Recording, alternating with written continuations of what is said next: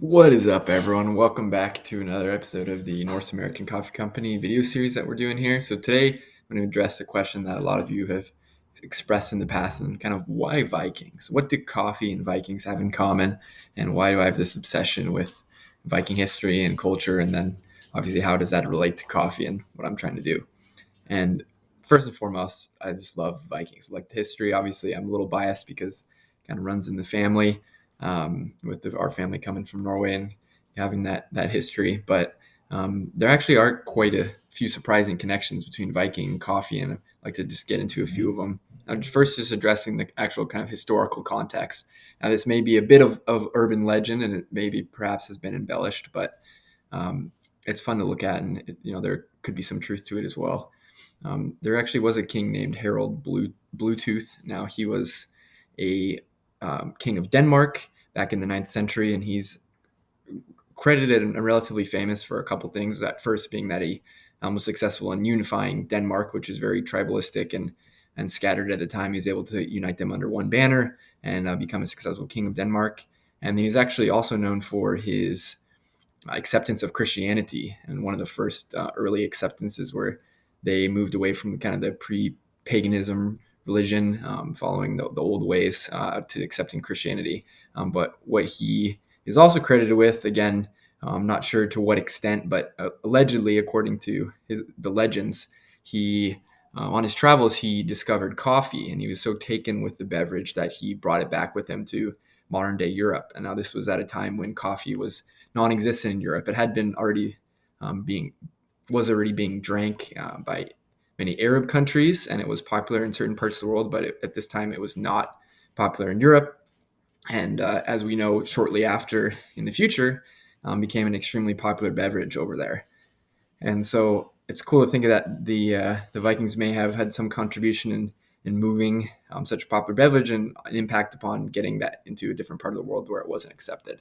Now, I think that even if that is not true entirely, or is not true at all, I think there are some takeaways and some comparisons that we can make between specialty coffee and with Vikings.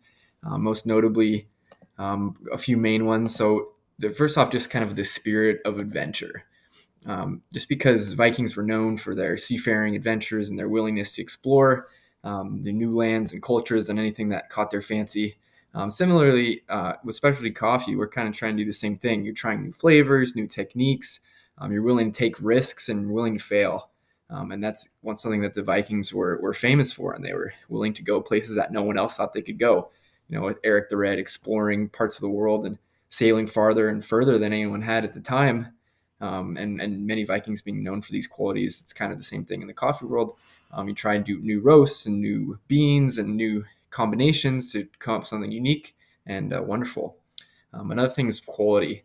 So Vikings and their communities and families, they trained really hard to be the best at what they were.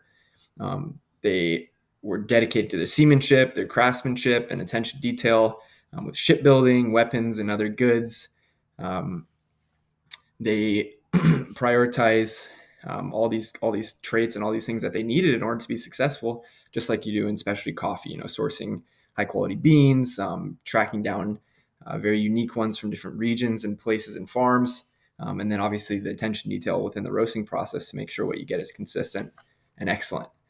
And then another area is like a commitment to community. So Vikings were known, for their independence from whatever authority they felt like was unjust, but they had an extremely strong commitment to family, and to shared responsibility, whether it be on the long ship, if you're rowing with your brothers, or you're rowing with your family members to make sure that you got where you need to go.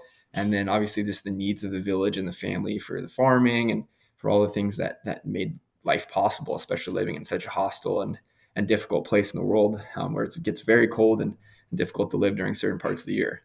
And then finally, just a respect for traditions, right? So Vikings have this rich history of storytelling and time by the fire with your family, and all these different traditions and foods and history that they pass down for many generations. It's exactly the same in specialty coffee, where you're taking your techniques and you're sharing them with others.